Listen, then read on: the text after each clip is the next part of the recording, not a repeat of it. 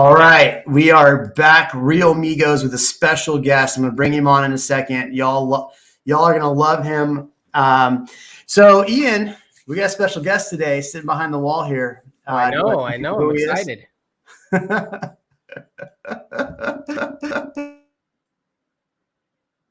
Hey, man, you cut out. Your audio cut out. You're muted. What the heck?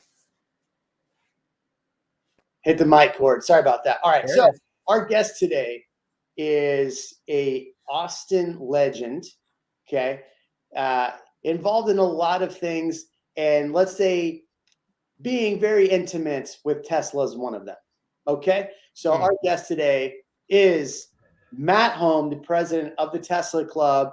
He also is a very big realtor here in the Austin area. We're going to talk about a project that he's got going on with New Homes, which is a new community. We're going to talk about the market, what's happening there. We're going to get some inside information. Every little detail you want to know about Elon, including that mole on his left butt cheek, we're going to find out today. Yeah. But Matt Home, welcome to the channel, my friend. Hey, Ian, Jeremy, thank you guys. Thanks for having me. There's a hell of a lot of buildup there. I don't know if I can live up to it, but I will do my best. I don't know how intimate I can get. I'm not sure about that mole stuff. I haven't seen the posterior. Well, removed, right, is what you said. What was it? You got the mole. He got the mole removed, right? Yeah, I'm pretty sure. I don't know if I can identify it in a butt lineup, but I could try. Nice. So let's talk about Elon, right? So obviously, you're a part of the Tesla Club. You've done some collaborations with them, some things. I'll let you speak on it. I won't. But you've done quite a bit with Elon and what's happening with Tesla. Let's talk about the Elon effect in Austin. But give us your rundown on what you think the good, the bad, and the ugly is for Elon with Tesla and all that good stuff. Yeah, so just a little tiny bit of background. I founded the Tesla Owners Club back in 2013. I met Elon at the Capitol when they were pushing for legalization of direct sales. Did a little bit of support there, gave rides to the press, and then hung out and had happy hour with a few Tesla owners. There were a handful in town back there, and then we've grown it to a couple thousand members. And we're the official arm of Tesla on the owner side. And then we kind of support in a grassroots way the company. And then, there was rumor that Elon was going to bring a gigafactory here probably 5 years ago. Nothing really came of it at the time. And then a couple of years ago, we had heard a couple of things that were interesting about Hutto. And then we actually suggested East might be an interesting place to look. And I didn't have anything to do with the land deal. I would have loved to, but they were looking for a direction to go in, right? And I think keeping it 20 minutes to downtown instead of 40 minutes to downtown, huge difference in attracting talent to be able to pop into downtown in 20 minutes down 71. And just the growth that I think we're looking at, I mean, ABJ's kind of got the numbers a little skewed. They're saying the current gigafactory is 4 million square feet and 5,000 people at full capacity. There's actually 4 stories in a lot of the factories. So there's 11 million square feet of HVAC factory space and closer to 28,000 people at full capacity. So they're currently hiring numbers I'm hearing about 300 people a week right now. They'd like to get to full capacity within 18 to 20 months. So you're saying their initial thing was that they were going to have 10,000 employees in Austin. You're saying it's probably going to be double that or potentially double that, if not more. If not triple. Right. Yeah. And that does not factor in, that's phase 1. So if you look at the gigafactory site, you could build 5 more gigafactories on the site that they have currently at 71 and 130. In addition to that, there's been land purchased for Boring Company. I believe they've announced SpaceX as well, which makes sense to consolidate everything into this town along the Bastrop corridor and along the 130 corridor. So it's sort of out 71 and up and down 130. And so, you're looking at all Musk Industries coming this way. I think we're going to have, forget Central Texas. I think Elon will be the biggest employer in all of Texas by the time he adds his numbers. I think locally, HEB is the largest employer. Of course, that's, down to Checkers, right? And so that's 22,000 people just in phase 1, which I believe there may be more than one phase coming from what we have currently at the Gigafactory. We're looking at 28,000. By the time you factor in SpaceX, Boring Company, I guess Twitter potentially. I have not heard about the space or what that could look like, but we're probably going to count 40,000 people that work for Elon within Austin area. I think when Tesla or when Elon had first tweeted about the Gigafactory and hiring 10,000 employees, there was already a subset of employees here or that had planned to be hired. I think that was just a ramp up phase. Plus, those particular people were only here for part of the build out. We don't know what the long-term hires were going to be, right? So full self-driving engineering team was already here. There were a few things that were small campuses that were already here. And then initially Gigafactory for a while was kind of stalled at 3 to 4,000 employees. But if you don't ramp up and get full production on Wise and then Cybertrucks right after it, and batteries, you need to get those bodies in place to hire. Yes, so I'll show you. That's a nice. That one's cute, Ian. How about this one? That's the only Cybertruck I could afford. I had to 3D print it myself. This is the RC car that goes like 40 miles an hour. It's ridiculous. I love that, man. So the ramp up and what's to be expected is going to be robust. And obviously, how does that play into housing? Because there's, workforce housing that's going to be a challenge. And it's a challenge for Austin no matter what. I mean, our development code is, arcane and convoluted to say the least. And I think there's a massive need for something that, people can afford when they move here. 3/4 of the people working at the Gigafactory are going to be blue collar, factory workers. Where are those folks gonna move to, and where are they gonna live? They're gonna number close to 20,000 of that initial hiring tranche. It's a lot of people to absorb. That's right, man. How many of the employees do you think they're going to hire directly out of local schools? So that's an interesting one, and this is something that they haven't really touted, but Elon and Tesla has currently got a program with Del Valley ISD. And they have about 300 senior applicants that come through in their senior year at Del Valley. And they're bringing on about 40 to 50 students each year. And they're working directly straight into a full-time job or part-time if they want. And their community college is covered. So they can go to school and get a full-time job at Tesla straight out of high school. They're also putting in Tesla-specific robotics programs within the high school. So these kids at Del Valley High School can actually learn on the actual robots they'll be using within the company. Dude, I had toured the high school just to see what was going on, and they had to see the robotics platform they were already working on. This was pre-Tesla, and it's just crazy to think that they'll have a Tesla-specific section. If so, I guess my question is, you think if there are parents that are interested in getting their children into that platform, that would be a good option? So far, it's only Del Valley ISD as a thank you for that town letting Elon build the factory there. So yeah, I think it's going to do great things for Del Valley ISD. People initially complained about the 68 million in tax abatements, but you've got to pay that in to get back some of that rebate, and it's still a net positive for the school district. So they're going to get a greater amount of money coming into the school district. In addition to that program specific to Tesla, sounds like a win-win to me. And I think you're going to see Del Valley really become a pretty desirable school district going forward. Certainly the high school program's unique. So if you've got a kid that's really into engineering, loves Elon, big fan, wants to get into something straight out of school, would you consider, going to Del Valley ISD and getting into the high school there? I mean, it's kind of a straight shot into the factory. So really cool opportunity. You know what I like about that so much? That whether or not it's controversial, the job itself requires that many people are on site. And so that physically builds Austin, because that's what we talk about a lot. If on this channel, especially, if people can work anywhere or live anywhere, then why would they choose Austin? They're choosing Austin for this purpose. One thing I want to note about that is we're seeing a lot of inventory in our market right now.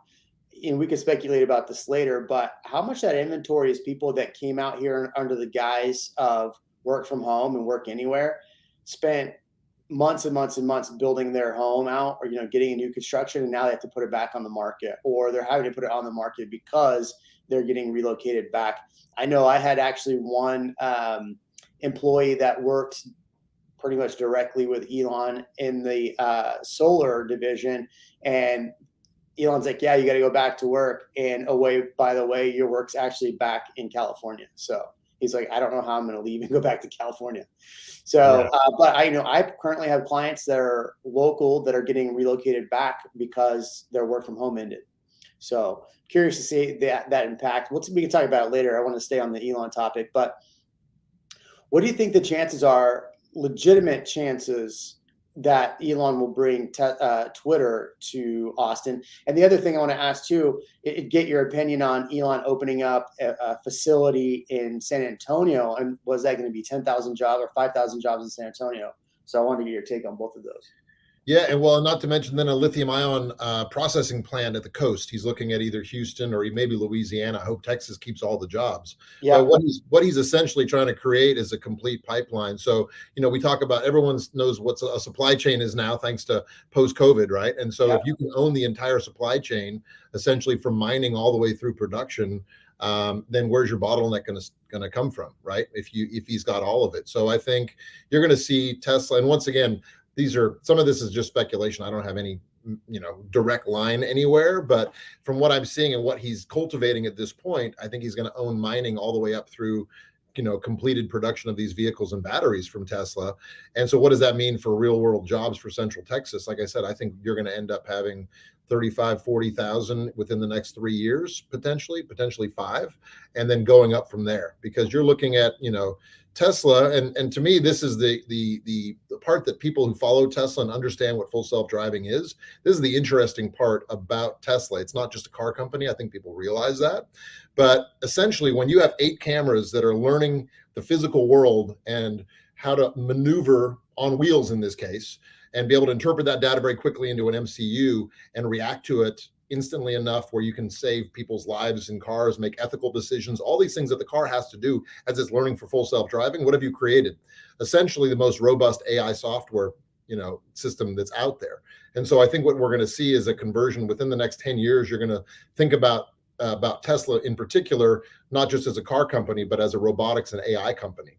And so the growth that we've got here really becomes really interesting when you think about, that's really the direction we're going. You can take that FSD information software, put it into a lawnmower or a humanoid robot in your home, or, think about all the applications where if you had those eyes interpreting your physical world and can actually manipulate and maneuver through it, what are the uses for it? So it's really an interesting time. I think it's a great time to invest in Tesla. I'm a 2-trick pony: Austin real estate and Tesla. That's about it. And I'm long on both. And so, I think it's an interesting time to be here in Austin. And to me, it gets me excited about, what the next 10 years are going to bring. There's a Black Friday sale on Tesla stock right now too. So There you might as well pick it up. Yes. Yeah. It's not a bad price. Not financial advice for anybody. No, not financial advice. Your buddy Ryan sold a bunch of Tesla stock. So at what price? Hopefully higher than it is now. I don't know. I was talking to him the other day. Ryan. Oh yeah, that Ryan. I got you. Yes. Yeah, he actually timed it well. He sold in March. Yeah. And yes, he's a Teslaionaire that is an incredible options trader and timed that split to perfection and made let's just say a little bit of money. Yeah. I was talking about that thing, and he made a few bucks. But all right, so let's talk about the Elon effect. I mean, we've talked about the Elon effect a while, on this channel, and that you're new to the channel or new on the channel. So I want to get your impression about this. So if we take a moment and step back in time, right? So 2019 was one of those years. It was kind of a slower year. It wasn't, for me, we were really grinding hard in that year. 2020 really took off, like June-ish, right? But part of the reason that it took off is you had the pandemic, so it slowed, and then all of a sudden, after March, what was it, June or something like that, Elon announces he's bringing Tesla to Austin, and then he's bringing Boring Company, SpaceX, which he already had SpaceX at the coast, but he's bringing SpaceX to Central Texas. What do you think that did for the market in 2021 and 2022? And what do you think that that's going to mean for the market going forward, as far as just the Elon effect in this area? I think he's one of it'll be one of the larger companies. Elon's predicting a $4 trillion market cap for Tesla going forward, fast forward 5 or 7 years. So, I mean, I think that's a massive effect, getting the headquarters for that company and his other companies, SpaceX also. I think it's the largest privately held company in the world for market cap. And well, it's not on the market, it's privately held, but most valuable. And so we've got, these massive, I think he's made it okay for some of these large companies to move here. We've got obviously other companies that are building millions of square feet and tens of thousands of jobs moving here. We all know Apple's got 3 million square feet. I've heard anywhere from 8 to 12,000 jobs there on top of their million square feet they've got currently.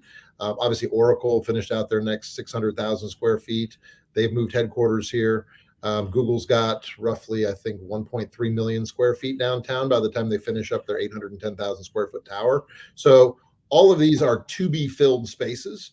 And I think the shift that we're having now is we're going from a lot of back office support and hiring and HR to software engineer teams. And that means most likely the bulk of those are relocating from areas where they live currently. And where are they? Bay Area, Southern California, Northern California. So I think it'll be interesting to see if some of these large companies rename Austin as a headquarter or Texas as a headquarter going forward. And I think, Elon, Oracle, a number of other companies moving their headquarters here, you're getting it's on everybody's lips, right? Like Austin's there. That was a huge impact just on the cachet in Austin. And then you sort of get a brain drain from other places. Once again, you said it, during the pandemic, you could move anywhere and live anywhere. Housing at the time, and we're moving that direction again, at least during this season we're in right now. Yep. So I think, we're a lot more attractive than some of the areas these companies are headquartered. Yeah, we're going to talk about pricing here in a second, and I want to get to some of that. As far as like the market, so the market numbers for Austin came out today. We're going to talk about them in a minute. But the thing that I'm hearing from a lot of people is that Austin's so expensive, and then that you have interest rates that have gone up, so people are like, oh, it's even more expensive. I don't want to buy in Austin right now. So the question I have, and this is going to lead to a couple things here. Number one, affordability becomes a problem, right? So, obviously, people that watch this channel, I talk about some of the stuff that happens in Austin as far as like what we vote for and how we're voting. We just voted for a $3 billion bond for AISD, which is going to raise taxes. You're talking about, we already passed the $7 billion, which is now probably going to be $10 billion for the railway. And then you have, what's the other thing they just voted for? $350 million for affordability. So Austin keeps passing all these things that end up just going back and raising property taxes. So it becomes unaffordable, right? It becomes unaffordable from a lot of different points. So the question becomes, how do we start making affordable properties? And you actually have, and I don't know that your place is affordable, but you have Icon, who is a company that's now going to be building in Georgetown, a whole community with Lennar. It's 100 homes. But you have your new community. Tell us a little bit about this and like what the goal is with new. Yeah, so actually the goal is really to create affordable housing. It's going to be on a smaller scale. So it's neucommunity.com. If you look it up, there you go. So what we're creating are steel cubes that have a footprint of 80 square feet. They're 11 feet tall, 10 feet of glass. And then they've got glass and aluminum that connect on the extrusions and on the exteriors. And you can clip them together kind of like Legos. So you can have multiple configurations. Our smallest hotel room size is going to be 4. But realistically, we're going to be building probably in the 10 to 12 modules clipped together. So 800 to, what would that be, 960 square feet for like a 2-bedroom. And we're able to, as one innovative example, we're able, instead of pouring a concrete foundation, we're using earth screws that go in 5 feet into the ground and can support each of the corners of those cubes for a much cheaper cost than a traditional concrete foundation, post-tension foundation, right?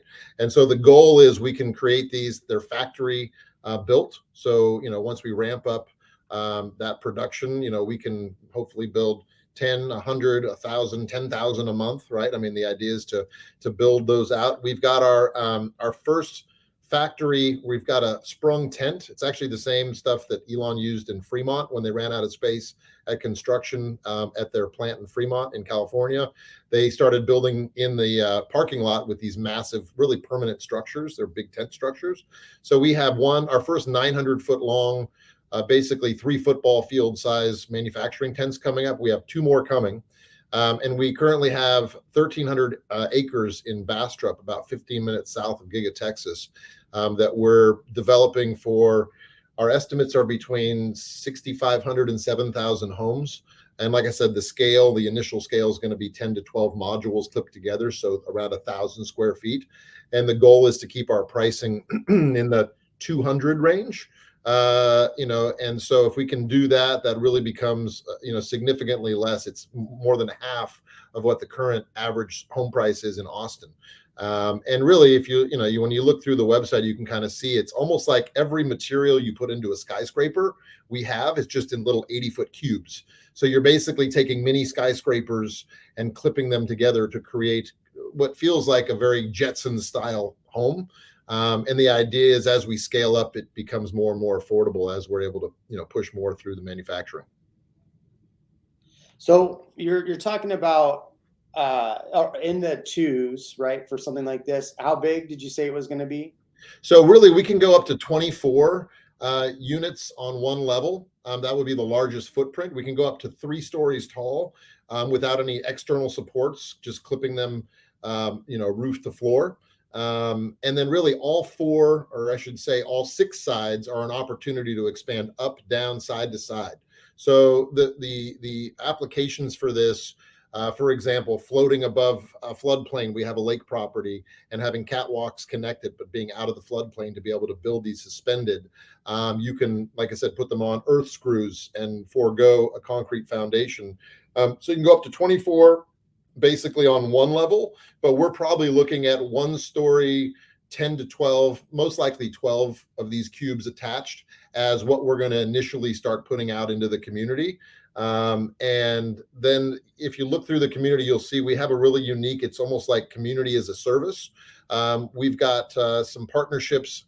I don't know how many we can name right now, but basically we have mini groceries within the neighborhood, within pods.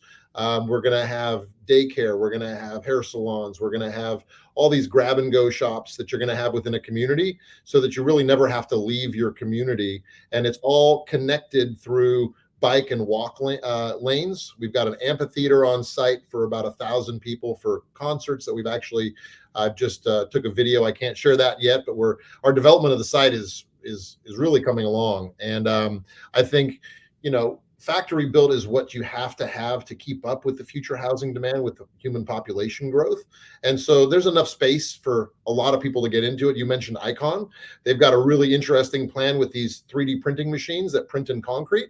And I think there's space for them. There's Boxable that, folds up and folds down these houses that can be, put up rather quickly. I think ours is extremely robust.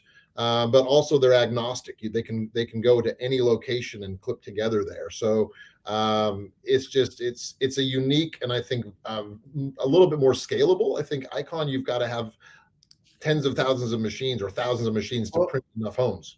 The thing that's interesting about Icon compared to what you're doing is that what you're doing is basically you're pre-speccing, pre-building, and then you could come in and how many square foot do you think you could build in a day? Like if you're just to come put it on the ground, how many square foot could you build in a day? What, 3,000 square 800 to 1,000 square feet pretty easily in a day.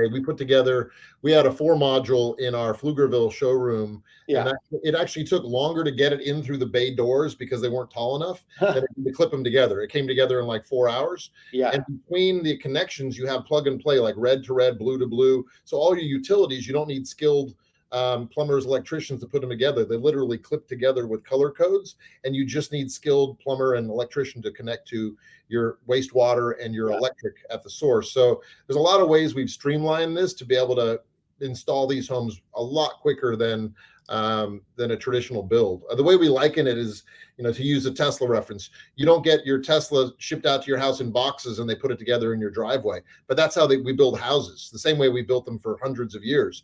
You go out one trade, one material at a time, and you build, and then weather slows you down, and this trade can't get there, so that trade can't follow up.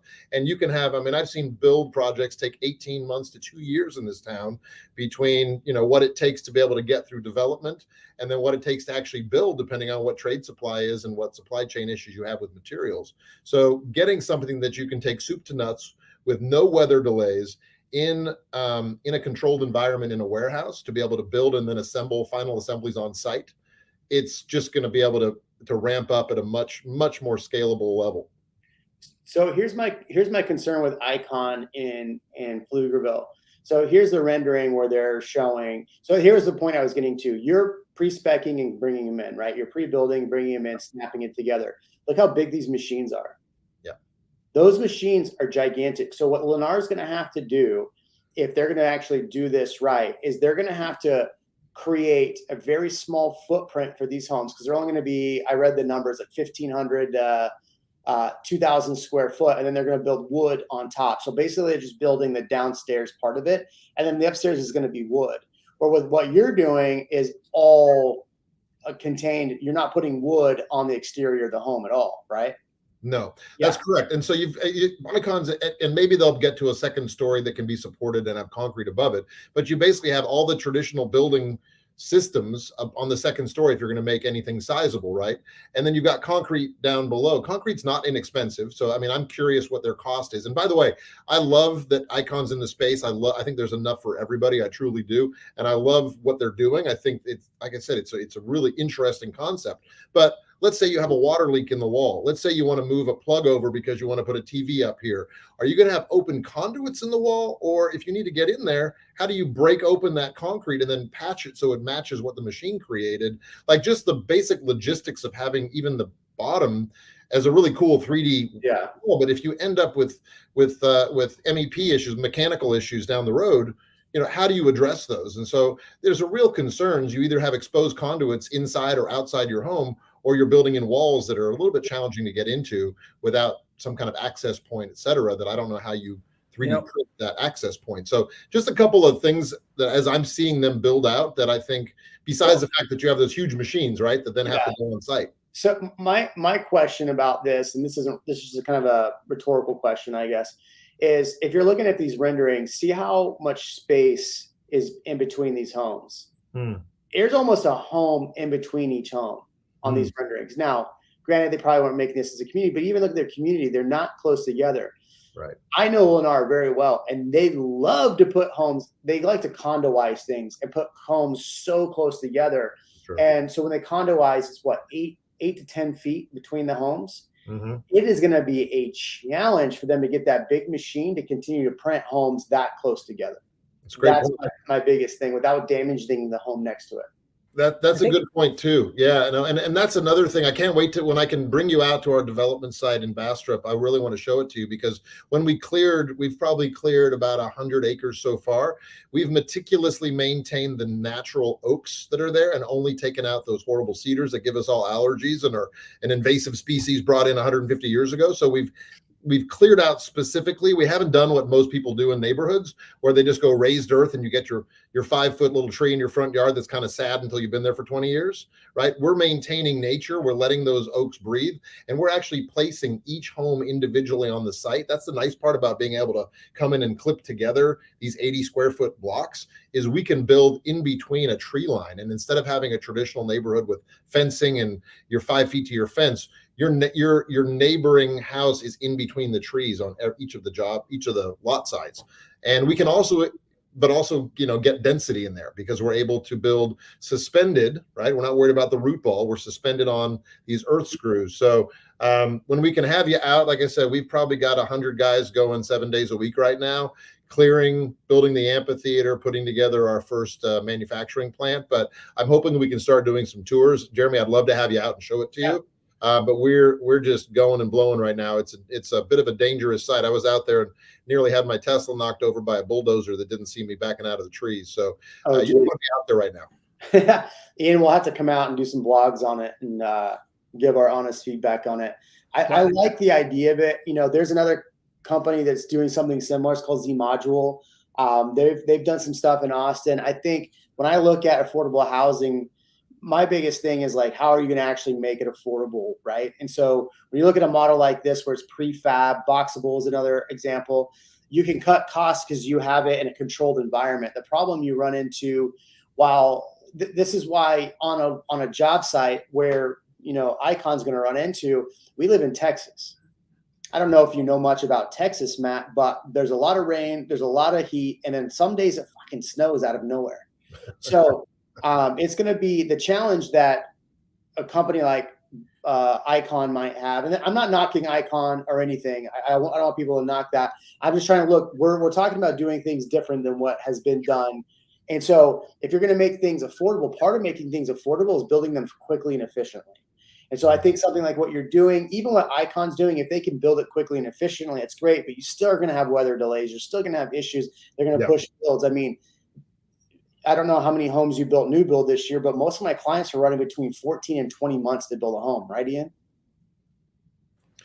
Yeah, that's right. I'm just like, there's so much I want to say about this. It used to be jump in, Ian. Yeah, jump in, Ian. Yeah, so one of the things, so I was going back to those renders. I was looking at the renders, and it shows that there's space between each of the walls when they're printing the concrete. So I think, like you said, the service panels for the Icon, I think that's pretty interesting. Logistically, I'd like to see that. I love the camper style that the new community seems to be working on, because when you pull up at a campsite, you're just ready to go. You just plug in a couple things and you're good. It's kind of that same concept. Another thing that I wanted to talk about, Jeremy, you were talking about the space between the homes for Lennar's Icon community. What I noticed is in the renders, they didn't show a lot of two-story homes. Whether or not they will be printing two-story homes, they didn't show a lot of them. So they're not. I'll find the rendering as you're talking. They're not building two-story homes, but they are building two-story homes. So when I was in Orlando a couple months ago, you weren't there. I went in your place. So when I went to Orlando a couple months ago, we stayed at a Lennar community that was still being built. The downstairs they were building, which now makes sense, but they were building the whole downstairs with cinder blocks. They'd insulate the cinder blocks, and then they'd build wood stick on the second floor to make the second floor. And so I saw a rendering with Icon, and it was the printed 3D on the bottom with wood stick on the second floor. So it's not 2 stories of concrete. Well, and I think to Matt's point that it's going to take, there's going to be a few revisions needed before they can get to the point where they're building efficiently at scale, mass producing. So you look at it, and if they're starting at 400,000-ish, starting, you know how these starting prices go, right? So that starting at 400,000 with what, 1,200 square feet, the labor costs are gone. The material costs are I'm assuming much less. I don't know this, right? But I think the material costs are going to be lessened, and their price per square foot is going to be substantially higher than some of these other homes that they're building. So I think for being able to scale and try this out as a product, I think they'll do fine with having that extra space in between the homes. I mean, unless they can come up with something besides concrete, or concrete pricing comes down, I think that's the challenge. I think is concrete's expensive. I hope it comes down in price. But if you can find an alternate building material that was cheaper, I don't know. We'll see. We'll see how it goes. Well, another concern I have is like Texas. You know how we have the oh my gosh, the expansion joints in all the homes. Well, if you're just building a concrete home, are they putting that in there? Well, that's a good point. That's really kind of scary as you have so much movement. What is the movement? 12 to 18 inches every year up and down that we have in some of these places. We have to be really cognizant of that.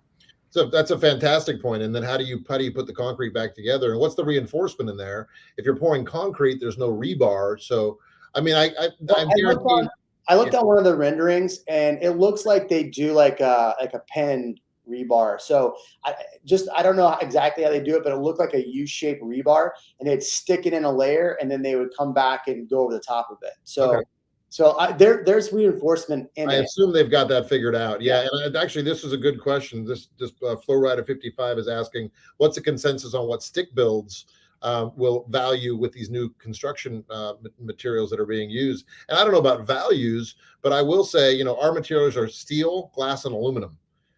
those cubes are going to last for 1,000 years. My home that's built out of wood is susceptible to termites and moisture, and if it lasts 150, 200 years, it would have been a really well maintained house. Realistically, it's probably, my house was built in the 80s, and we remodeled it, but it'll be probably knocked down in the next 10 to 15 years with the next owner, and building something else out of new materials that maybe wood again, but who knows. So obviously these are more robust materials, at least the bottom layer for Icon, and certainly ours as well.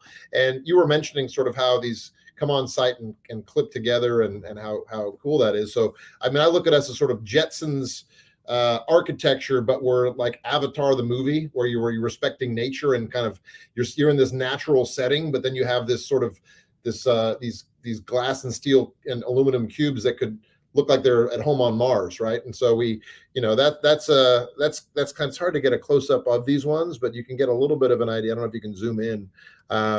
And then obviously the whole roof is an opportunity for water collection and solar as well. So it's going to be really fun to see these actually in person. We've got some video I can probably send to you of what our first install at the Pflugerville showroom looks like, and it's just like something you've never seen before. And like I said, looks like something that belongs on Mars. So it's going to be fun for people to adopt these. It's never going to be English Tudor or French colonial. You either like the style or you don't, right? We can't really do a lot with that.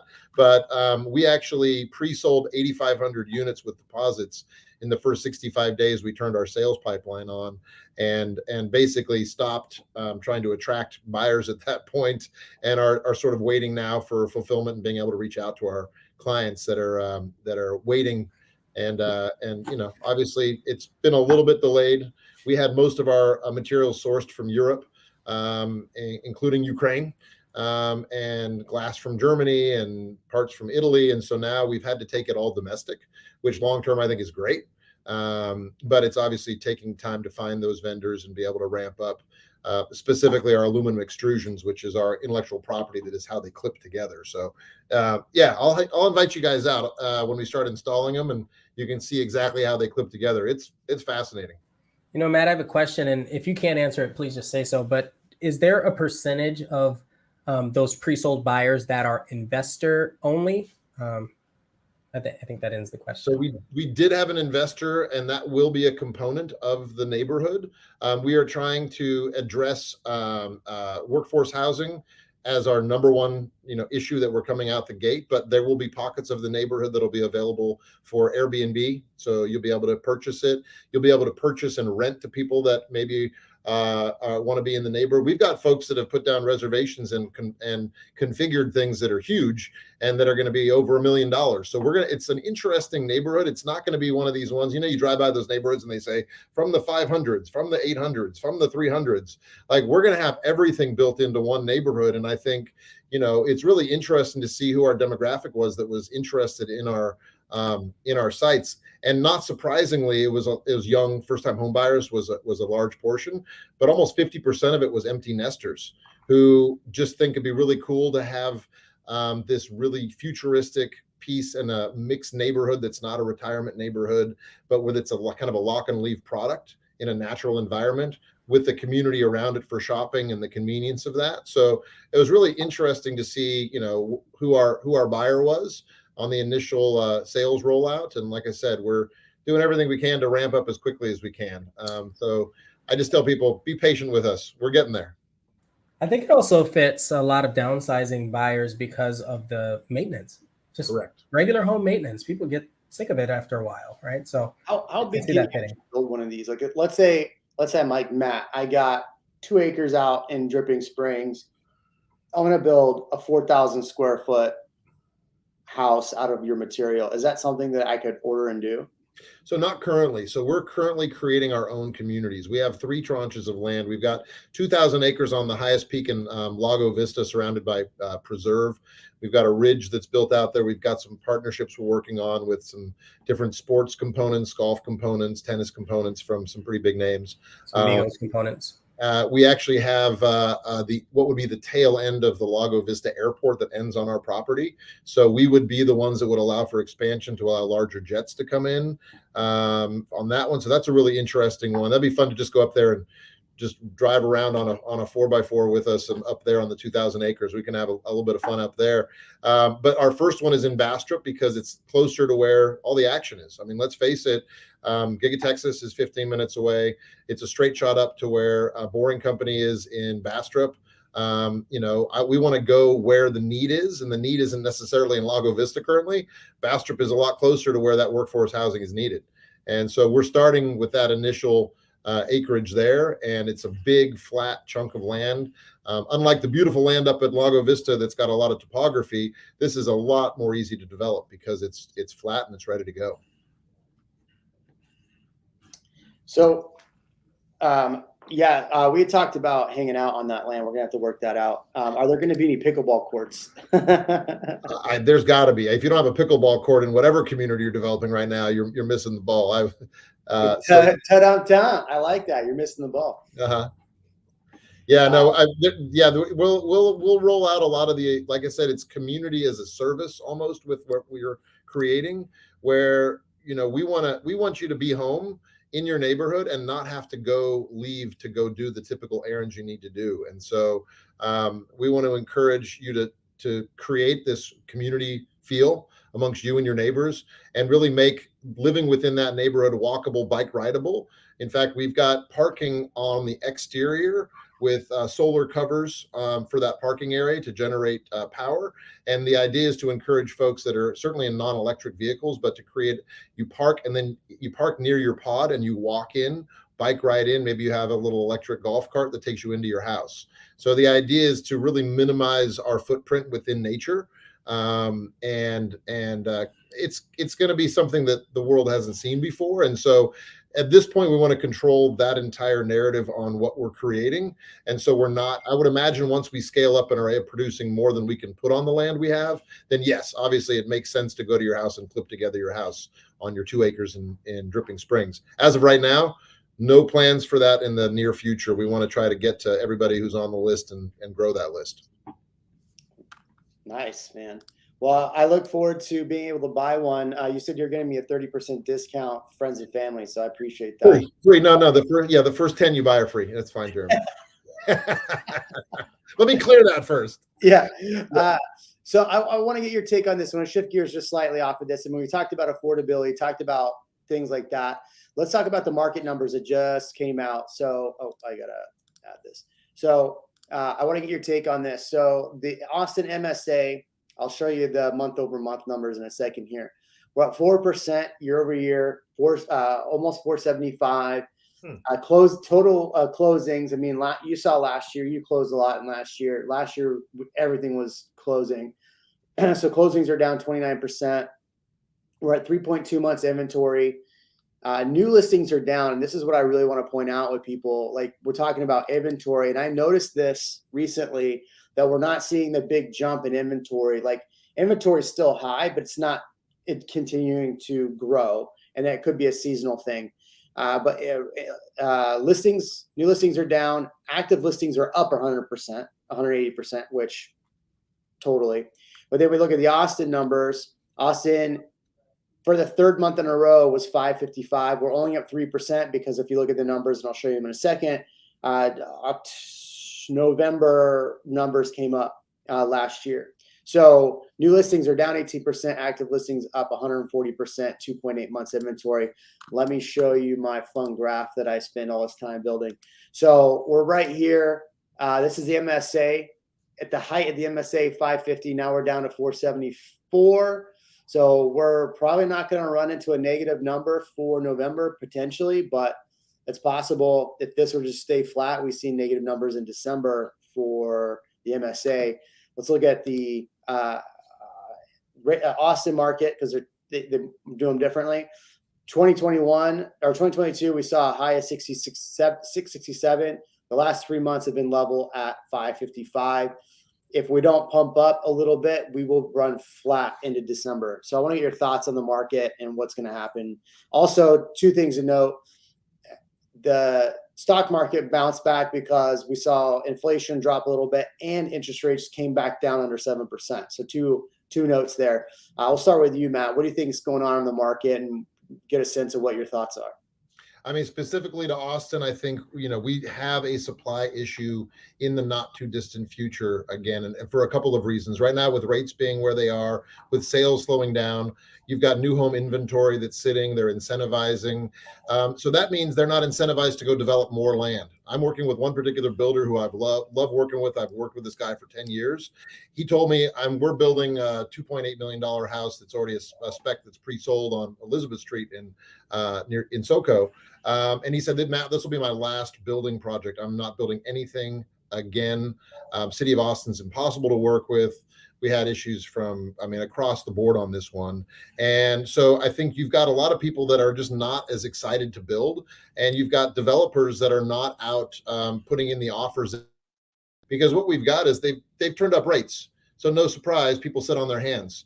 So to that point, as a landlord, I've raised my rents 15% a year the last 2 years. I've never seen double-digit increases per year. Why? Because people are sitting on their hands. A, it was too expensive. Now, B, they're scared because rates are so high. The second, I think we get down under, I would say 5.5%, 5%, which could be as early as spring. It may be 12 months from now. But when that happens, I think all of those people that, in my estimation, and I'm speaking as a landlord, are overpaying based on what the market bears right now for rents, they're going to turn back into buyers, and they're going to turn back into buyers at the same time. And that's going to time out when we don't have the development that's been supported during this slow time to be able to create those homes for those future buyers. So I think the second we turn rates back down, we have an even more exacerbated supply issue in as short as 6 months and as far out, I think, as 18 months. But, that's my prognostication. Whatever the short-term numbers are, I feel like, we're in a buying period. I think we might have hit bottom already, who knows? But I think we've got a month to 6 months where I think you've got an opportunity to negotiate as a buyer. But because you have fear in the market, and it's psychologically challenging as a human to say, I'm going to buy when there's fear in the market and sell where there's exuberance, right? Warren Buffett, that's what you should be doing. Well, there's fear in the market right now. To that point, I had 2 clients that backed out of deals recently, and I bought both of their deals. We negotiated a great deal. Both of them were rate related. They lost their initial financing, and their rate bumped 1.5 points compared to what it had been. But the deal was so sweet, I had to take them down myself. So I'm drinking the same Kool-Aid that I'm telling people. I'm like, listen, I'm telling my sellers, hold up. Now's not the time to put that thing on the market. Let's wait for rates to come down and find some support. And I'm telling my buyers, if you're not out there looking right now, I feel like you're missing a really great opportunity, probably the best one we're going to have in the next 10 to 15 years in Austin real estate. You got to weather the storm on rates, but you can refinance, right? I mean, if you get 20% off the original list price of the house, 40% off the original list price of the house, but you're paying 2% higher rates than you were 8 months ago, and you can refinance that in 18 months to 2 years, you're making a lot more in that equity that you're gaining now than you are losing in that interest rate over the relatively short period of 18 months to 2 years. So, I don't know all the short-term metrics. I'm less concerned than the number one metric I look at in Austin, and that is jobs. It's all I care about. Are we turning away more jobs, or are we gaining more jobs? And yeah, we lost the Meta building. They backed out of their lease. That's 510,000. Somebody's got to go lease, and they've got to sublet. But Google still coming in strong, finishing out their building. Same with Apple, same with everything Elon related. So our net jobs are still blowing up. And as long as that continues to happen, as soon as rates come back down, those people have to live somewhere besides their rental, and they're probably going to buy. I mean, we haven't seen the October numbers yet for unemployment, but looking at September, we were at 2.7. We saw a high of 3.2 back in February. So let's say we go back up to 3.2 February. I mean, I don't know about you, but people were buying homes like crazy in February. Yeah, but that high in February is when people were still relocating here. Took them a little bit to get settled. Yeah, it's still ridiculously low unemployment. I mean, it's incredible. I mean, my wife's from Spain. We go back there every summer. I love to spend time there, but I don't know what you do for work there. They have 25% unemployment. I mean, we're talking about the difference between 2, 3, 4, 5, 7% unemployment as being catastrophic. I mean, if you don't have a job, I think it's because you're not out there looking. I know tons of people hiring right now. I know there's hiring freezes at Google. Obviously, Meta's laid off 11,000 people. But if you want work, there's work. And so I think our numbers on unemployment will stay low just based on the net influx of people moving here or sucking up the jobs. Just Tesla alone, 300 jobs a week they're trying to hire. Not that they can necessarily hire that many, but that's, I think, their goal. Just that number alone is going to support our unemployment. So this is a good question here. In the Austin metro area, land going down with home prices, or is it a separate market? So I think that's a good question to ask. From my experience with land, I haven't seen land yet go down. It's still, I think, in demand. It's in less demand than it was back in like 2021 when the market was rearing. I mean, what are your thoughts? Yeah, I mean, I don't think the landowners have gotten the memo yet. So, the developers are not scrambling for every acre they can right now. But also, when you talk about land deals, it's like steering a cruise ship, not a laser pointer, right? So that's going to happen a little bit slower. And yeah, you're right. There's not smoking deals out there because typically landowners, it's a generational hand-me-down, or they bought it for a little enough money, because you really can't get a whole lot of great mortgages on land. So typically they're own cash. Unless somebody's strapped, they're not selling. And so if they don't have to sell, they're not as influenced by what I consider this short-term up and down market that we're dealing with. So if they're going to sit on it and wait, that's what they'll do. But yeah, I agree with you. I have not seen a fluctuation in land deals, and I'm out there looking for land as well, for land development deals, and they're not budging yet. Mm-mm. Ian, I want to get your thoughts on the market. I mean, you're seeing these numbers now too. So what are your thoughts on what's going on? I think it was interesting to watch the inventory go from 1 month to 2 months to 3 months, fairly quickly enough. I should make a chart about that and show that, because we were doing what back in January. We're like, I can't believe it's 0.6 month inventory. Yeah, it was so low. I was like, oh my gosh, this is incredible. But then it moved pretty quickly. So I think I know I side with Matt on the jobs, specifically in Austin. I've always been kind of bullish on the jobs that have come here due to the talent and due to the excitement of the area. I don't know how many other areas are similar that are drawing people away. You hear Nashville, you hear some of these other places, but they don't have the industry, or I'm just going to say the industry. I'll stick with the industry. They don't have the industry right now and the varied ecosystems that Texas does. So, and then the players. One thing that, when you were mentioning jobs earlier, Matt, I noticed you didn't mention Samsung, and I was really curious about that, because Samsung, I mean, they have a 6 million square foot facility now, and then they're supposed to be building, listen to this, 51 million square feet. So here's why I didn't mention it. I think I see a ton of people running up to Hutto going, I'm going to get in front of this, and we're going up and all that. Yeah, I just understand.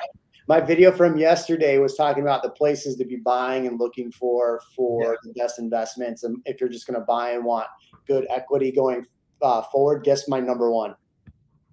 Not Hutto. Taylor. I said Hutto, but I prefaced it with like, these are the four that I'm keeping my eye on. Anyway, go ahead. So I have one point of contention with that, and it's the number of jobs. When you're talking about chip manufacturing, you have to have a perfectly clean environment. Guess who's not clean? Humans, right? So they have go look at the actual numbers. They could be 100 million square feet. How many humans are they employing versus robots? Well, and what do their environments look like? And so I don't know that they're going to get even to 10,000 employees there when you're talking about close to 30 at the Gigafactory. So I just look at that impact as being pretty robust east. The question I have, I don't know what chips. You're saying I was going to say, I don't know if Jeremy. Go ahead. So I remember the conversation. The excitement for me was knowing that they had inked a deal with Tesla to start developing their cameras, right? Their sensors for their cameras. Yep. That to me was really interesting, because if you're going to build this huge, they're investing so much more money in Austin now, knowing that Tesla's growing at the rate that they are. And if there is, let's just say there is a Tesla bot coming soon, Those are going to need sensors. The cyber trucks, all of these vehicles that they're mass producing in the United States right here are going to need these sensors from Samsung. So it only makes sense that they would be pushing heavy into the Austin market. 100%. I just look at that, what are the numbers? And I, by the way, I don't know. I would be curious to see what their anticipated hiring is going to be in that area. And, listen, that's the periphery and that's the edge of where our growth is happening and where projections are by, what is somewhat into the next, decade. We're going to double in size again by 2030 or 538, something like that. So we'll go from 2 million to 4 million. Well, we had 1 million people when I moved here in 2008 and we've doubled, right? So, I think you're going to see it's a good growth area no matter what.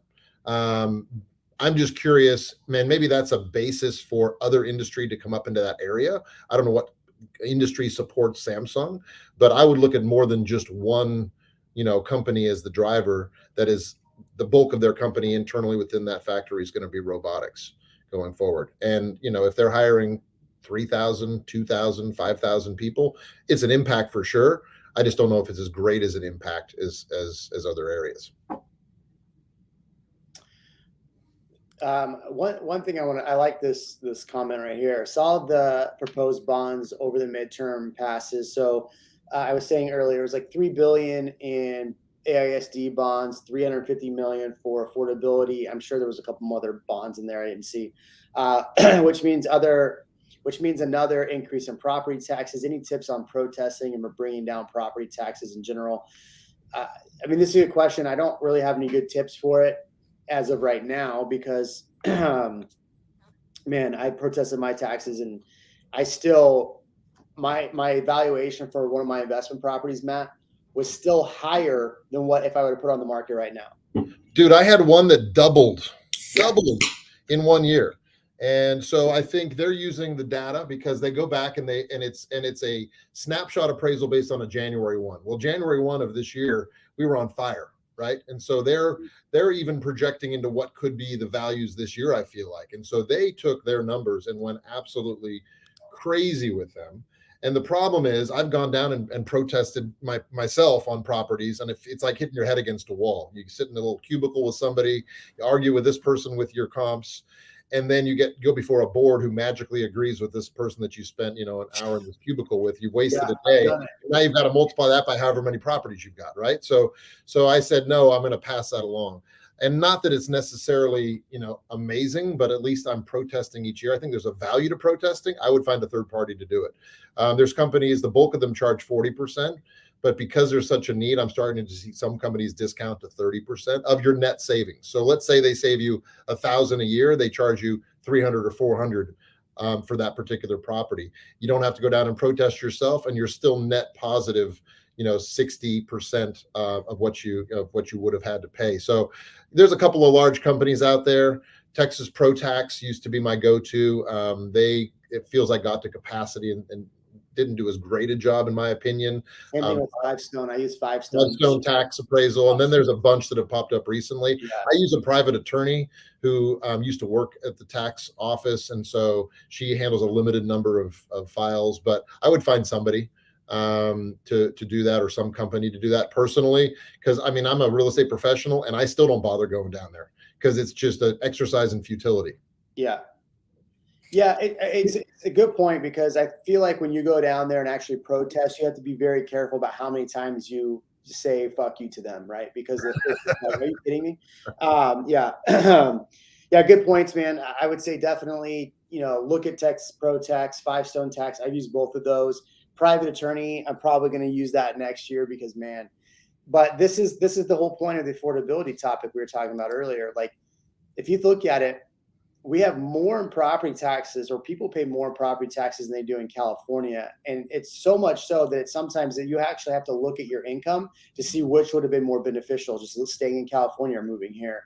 And I think if you're going to continue, like, in order to get the California amenities and the California cost, you got to have a lot of stuff be really cheap here. And I think that's why a lot of people push back against Austin. It's just no longer as cheap as they thought. And I could say this channel has been the one channel to really point out the tax issue where most people don't talk about it. Most agents, like here, and I don't think it's realtors' faults that they don't talk about it more. I mean, some people are just ignorant of what's going on. For sure, there's a lot of bad agents out there. But the reality is, you said it, you went down there and argued with a guy who turned around and went to a group of people and they're like, oh yeah, this guy's right. You're a real estate professional and you know values, you argue values, you negotiate values on a daily basis, just like we do. And you still probably don't fully understand the tax code because they make it so freaking hard to understand. You have to be a mathematician to figure out some of the stuff they're pulling with this taxes. So well, and they just wholesale use their own comps. And then I think and this is more of a state issue than it's going to be a local issue, but I had a chat with Kirk Watson, who I think might have on your channel. Who I've invited them. They haven't responded back. Let me connect you directly. He was our mayor back in the 90s. He and the governor at the time are the reason why we're a tech city to begin with. The guy did some really cool stuff. Kirk Watson. This is my own personal endorsement, not the channel, so I'll take that. But yeah. Kirk Watson is a can-do, center of the road, grab from both aisles, get stuff done. He wants to simplify the development code, which will make more affordable housing if we don't have a 900-page document that can be interpreted 5 different ways and slows down development, right? And so we need a complete overhaul of that. We need more inspectors available to go in to look at these places. So I think there's that. And then at the state level, I think there needs to be a cap on and a more robust cap on what the increases are. So if you're a homesteaded owner, you can go up 10% a year. Well, 10% a year compounded over 7 years is doubling your taxes every 7 years. If you want to be in your house for the next 20 years and it's going to triple your taxes in 21 years because they go up to the maximum amount each year, that's number one, that's way too high. I think we should be at a 3% to 5% max cap on homestead. Number two, on investment property, you're going to disincentivize me to be a landlord if I had a 100% increase per year. I would have been capped at a 10% increase if I was homesteaded, but it was a rental property. Well, now my tax bill's gone up 100% in 1 year as an investor. That's insane. I think do a 10% cap with investors across the board and a 5 or less % cap for homestead. Otherwise, you're going to make us unaffordable for including investors if you have an unrestrained no tax cap on what it can increase.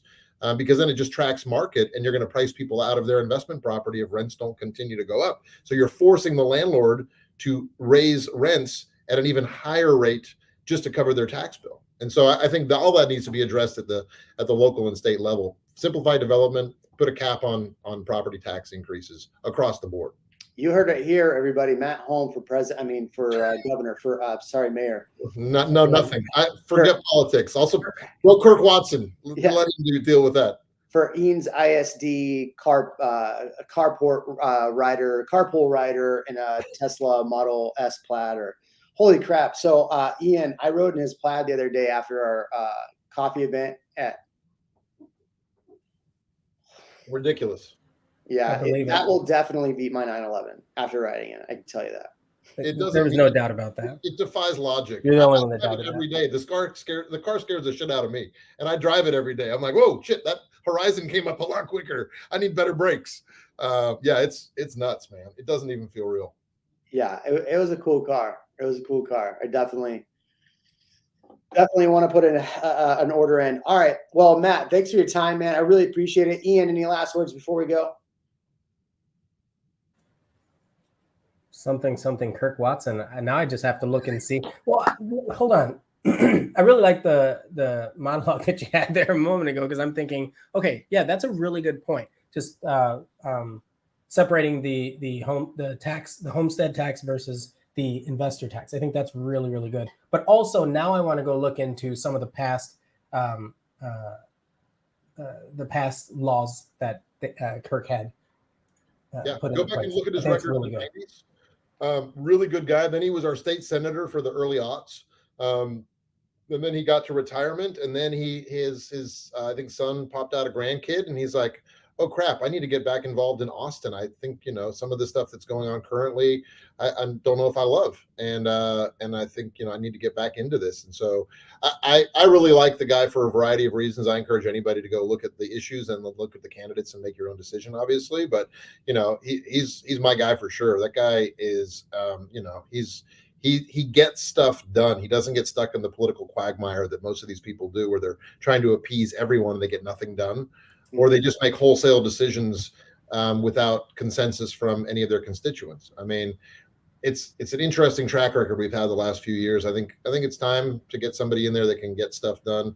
Change development would be number one in my book, because that's how you make affordable housing. If I can simplify that code, double the number of inspectors, give them something very clear to follow, and I can get out of developers' way, then it's unconscionable that it takes a couple of weeks to get through permitting in Dallas and Houston, and we're averaging 6 to 9 months. Mm-hmm. Did they not understand those 6 to 9 months are carrying costs for those investors?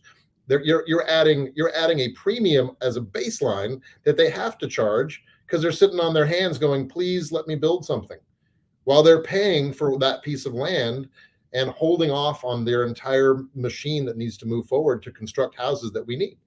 And so, yeah, we've got to fix that. That to me is a basic. That's a real estate 101 for Austin affordability. Well, I really enjoy how we passed $350 million for affordable housing.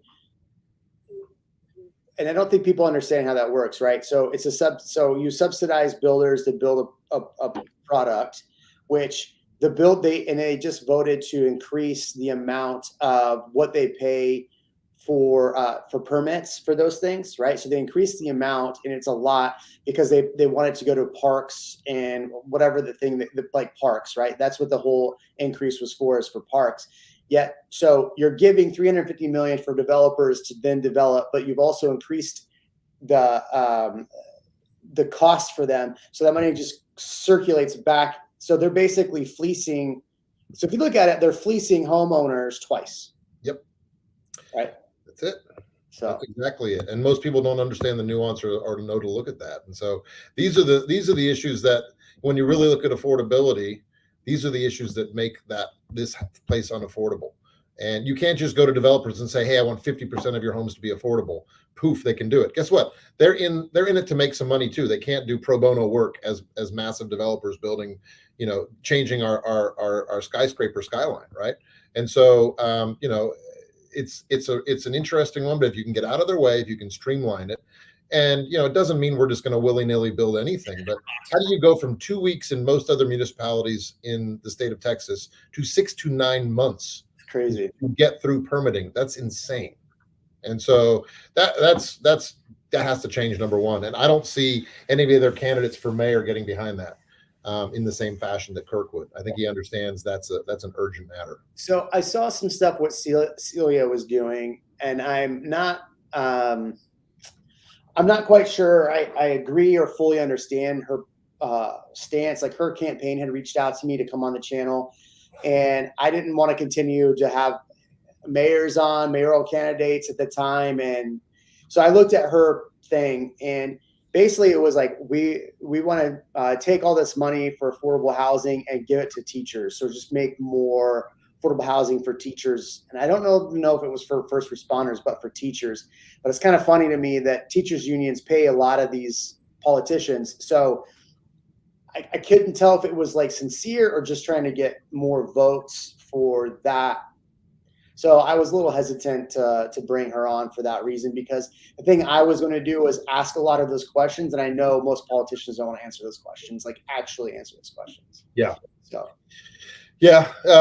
It's a complex issue, but I think, it deserves a ton of attention. And I think the streamlining the development code, great. Encouraging developers to have some affordable housing, also great.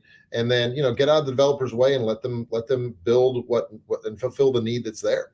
Yeah. And so, in the meantime, I guess it creates a nice window for us at New Community. I mean, our whole goal is workforce housing. I mean, we'll fill the gap. We'll do what we can. I'm not complaining in that respect, but we need the whole city to get behind that. Yeah. All right. Well, cool. Everybody, thank you so much. We are out of here, or a little over an hour. So thank you so much. Make sure, go look up Matt Holmes and New Communities. I posted it several times on here. Something on there. What was that? I should have put an something on there, I guess. Yeah. Look at his Instagram. He's always doing something with people. Like today, he was hanging out with some Germans. It was crazy. So, all right. We'll chat with you later. All right. Bye. Later, guys. Later.